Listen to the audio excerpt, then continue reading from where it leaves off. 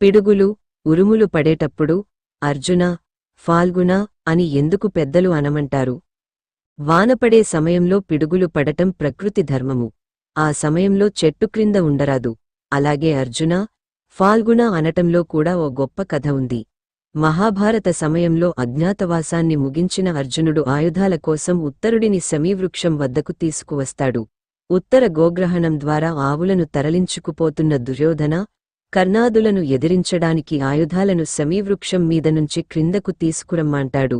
అప్పుడు ఉత్తర కుమారుడు భయపడుతుంటే తనకున్న 10 పేర్లను చెప్పి ఉత్తర కుమారుడి భయం పోగొట్టి ధైర్యాన్ని కలిగిస్తాడు. ఆ 10 పేర్లు ఏమిటంటే అర్జున, ఫాల్గుణ, పార్థ, కిరీటి, శ్వేతవాహన, బీభత్స, విజయ, కృష్ణ, సవ్యసాచి, ధనుంజయ. ఇవన్నీ కూడా అర్జునుడి పేర్లే కనుక ఆ 10 పేర్లలో పిడుగులు ఉరుములు వచ్చినప్పుడు ఏ ఒక్క పేరును తలచుకున్నా భయం పోతుంది.